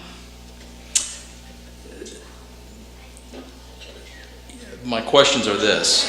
What is it that we're doing to edge God out individually? We're a microcosm right here. If you look at it, all of us here, we could represent, all of us in this room right here could represent all the religions of the world. If we were the world, you know, people are thinking in their minds, man, I don't like that guy over there, or I don't like this person over here. You're thinking in your mind. Everybody's got some thoughts about somebody else in this room. So what we're doing, you know, in essence, by talking someone down in our mind or saying something, you know, we all do it. But if you go into the Bible, you can see what Jesus says about a lot of this. He's talking about, you know, you think you're doing it. He talks about adultery, he talks about a lot of things. You start getting down into your intent. And if our intentions are not pure, and we're sitting here trying to treat our neighbor poorly, I mean, we don't hit the gold standard. If you're a Christian, you're not hitting the gold standard if you're not truly looking at it from a standpoint of, you have to really look at your intentions. What are you really intending to do with another person? And if you really want your religion, I don't think Jesus would approve of a lot of what he's seen in Christianity today. I have no problems with Jesus. But what I've seen from a lot of the Christians, and I'm going to be really honest with you, I'm talking from my heart, I'm not impressed. Some of the nastiness that comes out of their heart isn't from God. And they are definitely operating out of their egos, they're edging God out. And this world can use a lot in the religion. I totally agree with you. Religion has a lot of problems with what's going on today. We need less religion, we need more spirituality, more people taking responsibility for themselves, stop blaming other people for their problems. Each individual needs to pass it forward too. You ever see the movie where the kid passes a good deed to somebody? We need to start thinking in positive terms. You know, I'm not better than you. I'm not less than or better than, I'm equal to. We need to think in terms of that and stop thinking in terms of these other things. But let me tell you, if Jesus was right here, right now, would you be able to stand before him and say, look, I did everything in a pure heart to treat my neighbor as... He said, even the least of you. You treat the least of my people in a bad way, you're doing it to me. Remember that. There's accountability here among all religions. You've got to have accountability. Don't tell me about how great your prophet is, or this person or that person, or what level you're on. It's making a bad name for all religions in the world right now. All this fighting, this bloodshed, it goes back thousands of years. It's time to stop and grow up. It's just like little kids fighting. And the rest of the world's getting tired of seeing it. The people who are non-believers are disgusted with it because they don't want to believe in what these religions are putting out. Just a warning.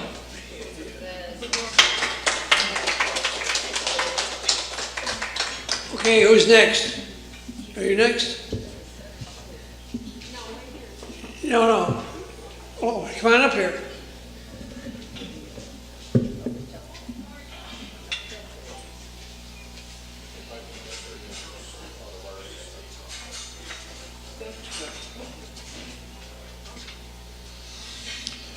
It is said the truth will set you free, but I've had people clarify that. They say the truth you understand, the truth you know will set you free.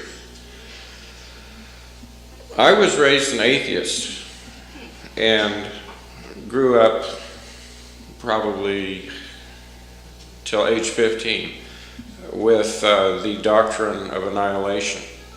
I understand the need for religion because it helps a person get on with life, because it answers some of those big questions.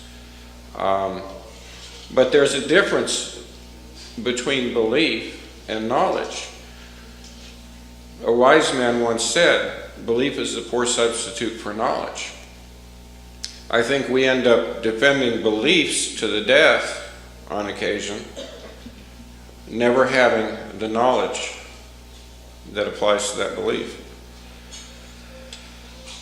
Thank you for clarifying Lord Mountbatten as the responsible party for partitioning India there. But see, that really is just, that is the British method of divide and conquer.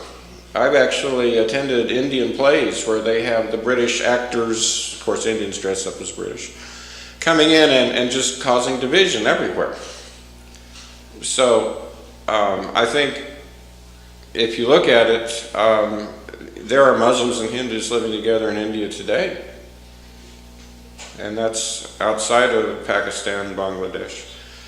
So I think the question is really that maybe the British just wanted a ride back in to take over and deal with the chaos there. And yeah, why don't you jolly well come back and just take care of us, since we can't sort things out for ourselves. But that kind of brings up a point, is everyone's talking about Israel and the Palestinians. That's kind of a really difficult issue.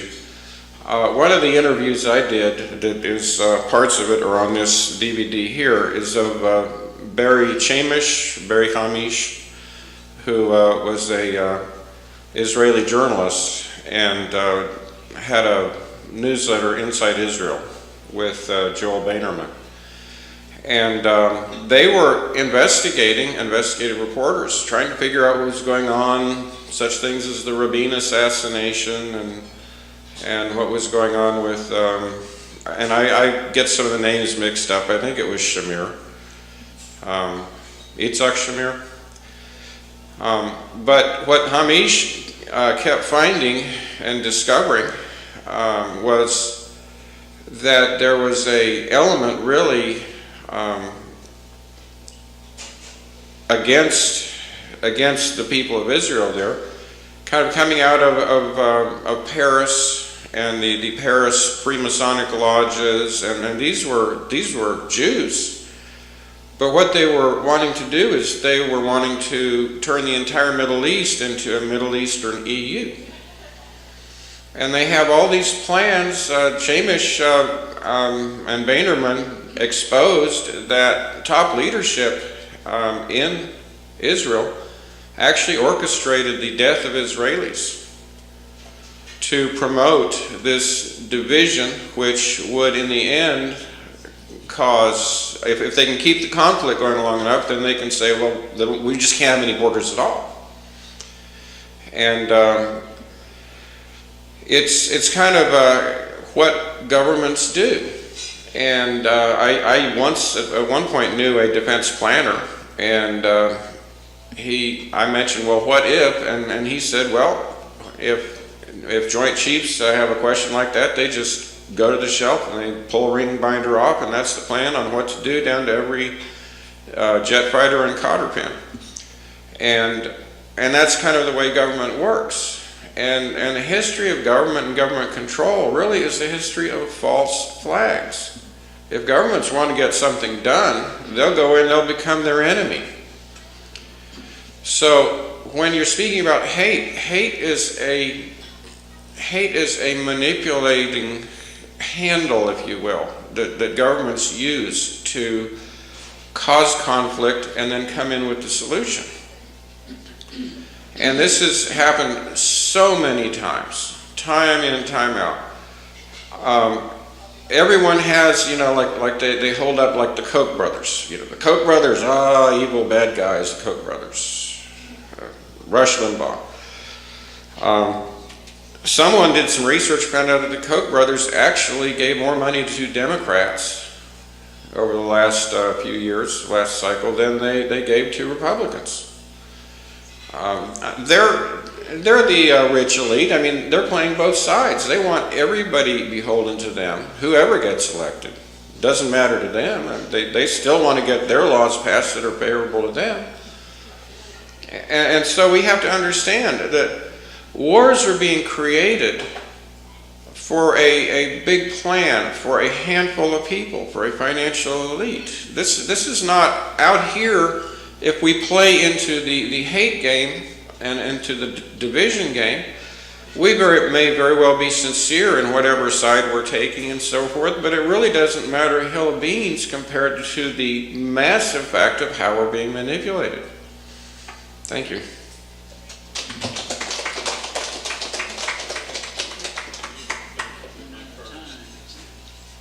Okay, who's next? You next? You're it. You raised your hand.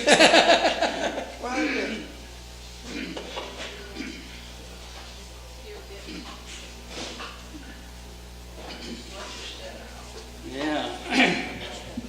This is a spaghetti factory back here. Brief history lesson. I mentioned 1967. And at that time in the Middle East, there were a number of Arab countries that had aligned themselves. They were going to attack Israel. They were going to destroy Israel. This was going to be it. Egypt was one of the main ones. They had a big air force. They had their plans in place. They were going to tear up and destroy Israel.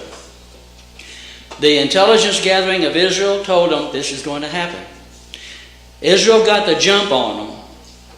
Israeli airplanes came over and wiped out the Egyptian Air Force almost in hours. Most of the ones that were arrayed against Israel were defeated. Israel captured 5 places: Golan Heights, East Jerusalem, the West Bank, Gaza, and Sinai Peninsula. They gave back Sinai. Today, it belongs to Egypt. Gave it back. It was theirs. They captured it. They could claim it. They gave it back. Gaza, they gave it away. It was theirs. They captured it. They could take possession of it. They could have a title. They gave it away. And this last summer, what did we see? Gaza being taken over by Hamas launched thousands of rockets into Israel. That's the thanks Israel got for giving away Gaza. They probably had no idea that Gaza would elect Hamas to be their leaders and govern. Hamas has pledged in their charter the obliteration of Israel. The border of Gaza and Israel, it's as close as you are right here. So what does Israel do? What can they do? I told you that they will never, ever, ever be able to win the PR battle. They have the world against them. The people who live, the Palestinian Arabs who live in the West Bank, have a good life. They have the protection of Israel. They could almost be Israeli citizens, but they had it good. It's better than Egypt or Lebanon or Iraq for sure, especially the way things are now. I don't know what people expect of Israel. They gave away Sinai. They gave away Gaza. They have control over the West Bank, a big area. They're not going to give away the West Bank.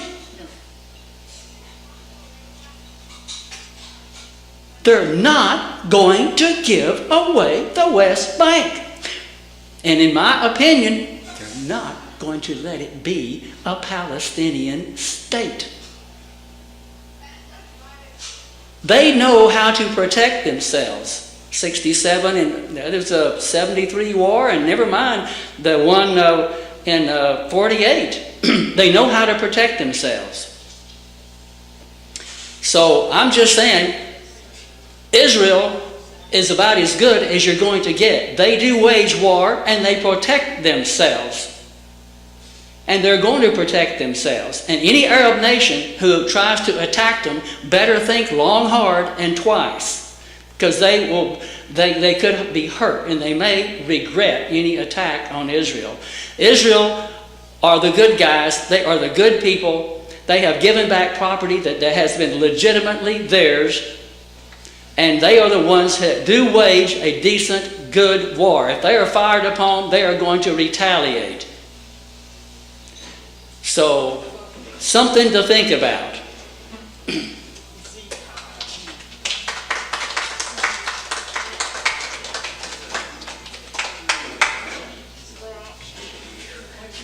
I think I'll close this off with something very interesting. There was a saying back in the 50s, 60s, 70s, and 80s, and it was Yankee go home. Today it's been Yankee go home and take us with you.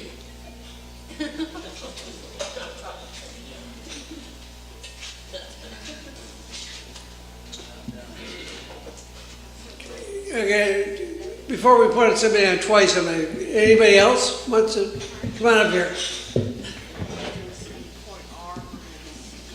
We're running out of time too. We're about done. Keep your time on this guy. Well, I certainly have to defend the insults to the British Empire.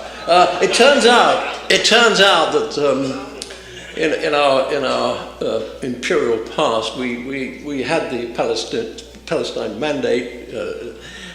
We collected that after the First World War, when, of course, before that it was part of the Ottoman Empire under the Turks. And also, of course, we were in India. Now, I have had Pakistanis tell me that they wish the British were back running things in Pakistan, actually. Just as our good friend said that Yankee go home, but please take us with us.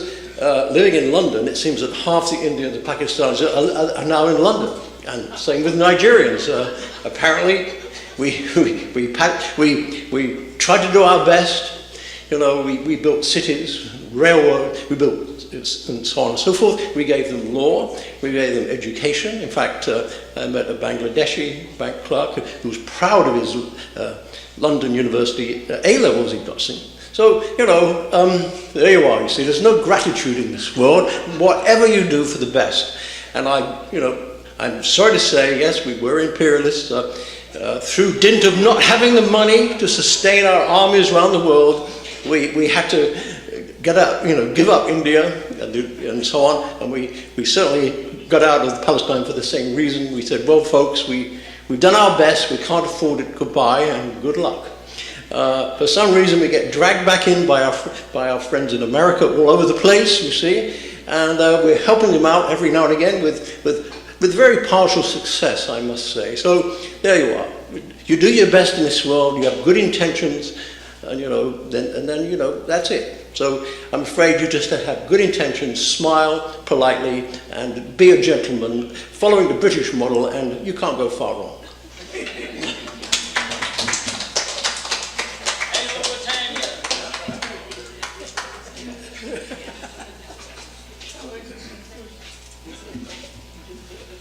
I knew we was going to have a lot of fun when they put religions in the mold. One thing we can never agree on is religion, and you're having a hard time agreeing on politics. I enjoyed your statements, and I remember the first thing you said. You tried to prepare us for not getting too bent out of shape at the beginning of the remarks and to try to look at yourself and know yourself. And I think that's a big problem we have throughout the world, is we don't know who we are. And we let other people define who we are, and we believe them and act on it, and that's not who we really are. But I wanted to deal with a couple of things. My good friend here, we agree and we disagree. We think about it, the biblical thing, this Israel and the Palestinians is a dysfunctional family between Isaac and Ishmael. And my experience with families is hard to resolve issues. They both believe in the Old Testament, the Muslims and the Jewish, not the New Testament.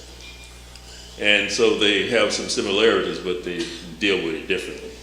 And I had a number of Jewish friends, and we discussed that because you study the biblical history, that God forgave the Jews a number of different times. And we kind of came to the conclusion that the last time was the last time. And the Israel that we have today was carved out by my good friends in the United States and Great Britain. Is that right? So that was supposed to be the new Israel. And they did conquer a lot of land in 1967, but whether it was theirs or not, perhaps we should follow our paradigm when we went into the Spanish-American War. We didn't colonize none of that, and you know, we kind of dictate a little bit. You know, we're finally going to get off of Cuba, but that was part of that. So maybe they need to follow our model on that situation in dealing with it. But as I understand it, what they gave Israel, and before that was done, the Muslims and the Israelites got along in that part of the country. It wasn't like it is now. And so I guess when England and the United States get involved in something, we can expect dissension later on. So I'm laughing, it's not comical. But I think if reasonable people think a little bit, don't let no one else define who you are. First decide who you are, what your objectives are in life, and then look at other people. How is this going to relate to me? In our system, in like we said, the separation of church and state, the only thing is absolute is the belief. If you practice, that's not necessarily absolute. If your practice of religion interfere with my rights, then it's not constitutional. So those are some things we need to think about. We all are implicated in all of this stuff. And I was very disturbed, and in fact, I called President Bush 3 times and said, please don't go into Iraq. That goes back to biblical times. We cannot solve those problems. So let Saddam do what he's doing, because we can't make it better. But look what happened. So we all obligated. Religion in and of itself tries to give us a framework. The whole thing is when God asked God, he said, love God with all your heart, soul, mind, and strength. And love your neighbor as yourself. So if we really truly love everybody, we wouldn't have no problems. Thank you.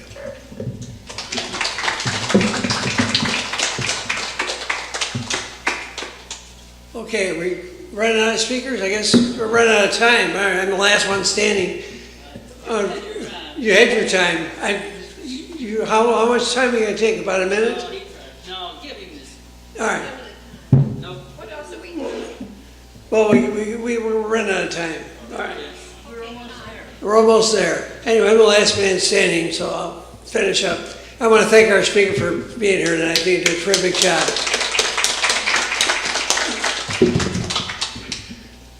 Oftentimes in this country, in any country, underlying everything is money. When things go wrong, when the economy goes bad. When the economy goes bad, we all start fighting with each other. That's part of what happens. Every country that ever happened, when the economy goes bad, you have a rise of the lunatic fringe. And then you have war or any number of things. So to me, the most important thing is to structure the economy properly so it doesn't happen.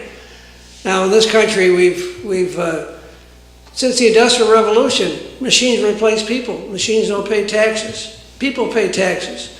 And today in this country, we have 25 million people out of work. And a lot of that has to do with corporations leaving town, going overseas, doing other things. And on top of that, automation itself. I was in the railroad industry. We had 5 people working on a train. Now we have 2 people. You got 5 people on pension for everyone that's working. So it's crazy. So what we really need to do is we need to shorten the workday, put more people to work. Then they have more pet taxpayers instead of tax drainers. And the government get 2-fold benefit of increased tax revenue without raising taxes, and they have less bills to pay for people who aren't working because they'd be working. That's what we need to do. But we can't do that, because if we tried to do that, corporations would leave even faster because they wouldn't want to work with a shorter workday. So we have to put tariffs on corporations. We try to put them in other countries, that's not going to work, as WTO and all these other things we set up. We got corporations running the world right now. And this is part of our problem. We have corporations running the world. And the end result is we're all susceptible to it. Corporations are all making lots of money, and the people that are working are not. That's part of what's happened. So we need to we need to get we need to put tariffs on corporations, but we can't do that either because Congress is being bought by the corporations. We got the best Congress money can buy. That's our problem. So what we need to do then is to get Congress maybe to act in its own interest to instruct the Federal Communications Commission to require the media to provide sufficient free airtime. Airways are free. It goes along with what you were saying. And if you have free airtime, then we can, and then the representative would represent the people instead of representing the people buying their vote in Washington. If that happened, then you could make these other changes. But until you do that, until we control Congress, we're in trouble. That's my view anyway. So, and you get the last word. So come on up here.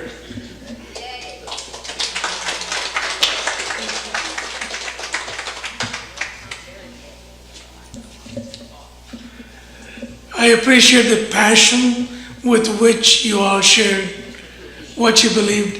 And it is important that we learn about each other. If we live in silos, we will never know the other point. It is nothing wrong to hear a completely opposing point of view. At least we know where we stand and we'll learn how to work with it.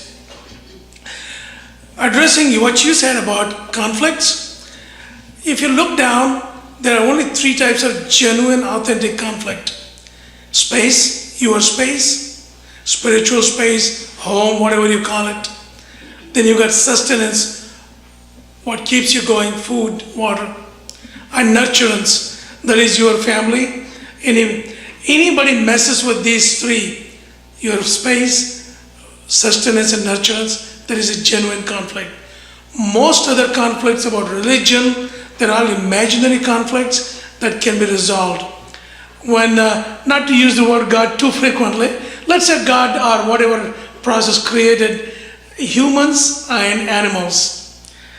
And when there is so much diversity, there is going to be conflict. When animals were created, God gave them horns, fangs, and paws. If there is a she-goat and there are 2 he-goats, God said, you fight it out with horns, thing, whatever it is, you resolve your conflict that way. But when it came to humans, God said, I'm not going to give you horns, paws, or fangs. You're going to sit down and talk. I'm going to give you a tongue, ability to talk, resolve your differences through conversation as opposed to killing each other.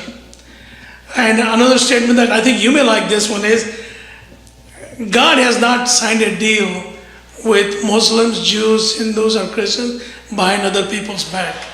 If God were to do something like that, we don't need a God like that. God has not signed a deal with anyone. He has created the world, left it for us to manage it and take care of it ourselves. He does not interfere in anything we do because He has given us something to manage it. And all the questions, I like your passionate presentation about Israel and their right to keep the land, right to build. And it's a good point. Those are all the points that needs to be put on the table to discuss, see what is agreeable to a lot of people. And that's how peace is created, through dialogue. And one has to be passionate to say what they believe. I'm glad you shared that. And we thank the British. We thank the British. If it is not for British, Indians, Pakistanis, and all the colonies, including Canada and the United States, would not have learned English, the international language, and seen this kind of civilization. Thank you very much.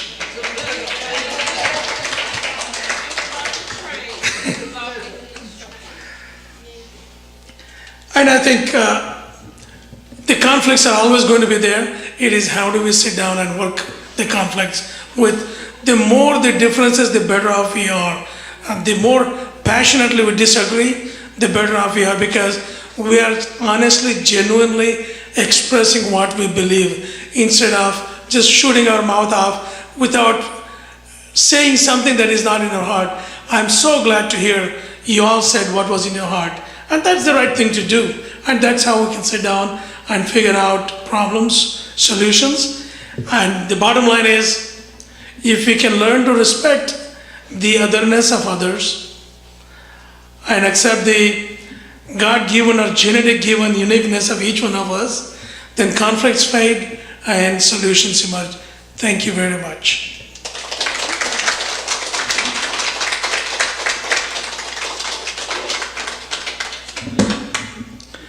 By the way, I'm one of the biggest supporters of the state of Israel. And not only me, there are many Muslims who do that. Everybody wants peace, and everybody wants Jews, Muslims, everybody to get along and live peacefully. That's the bottom line desire for everyone. And also the Quran says something very interesting you may want to hear. It says, there are 18 times it says the same verse. Whether you are a Jew or a Christian or a pagan or whatever, you need not worry. If you take care of your fellow beings, God will take care of you. That it's a very pluralistic sentence. It doesn't claim any exclusive, only Muslims go to heaven. There is nothing like that in Quran. Thank you.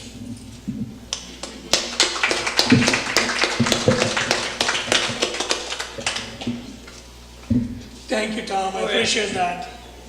We appreciate your efforts. Well, anyway, we're done here. We're going to retire to Starbucks down the street, and our speaker is welcome. We'll buy him coffee down there, and you get to converse with him if you like. So that's it for now. Thank you. This is William, your videographer from Two Hats Publishing. I hope you enjoyed this video. If you like it, please leave comments below, or like us, or follow us, and get notices of all our videos. We love it even when you call. So when visiting the Barbeck's restaurant, tell them you want your reservation to the next College of Complex class.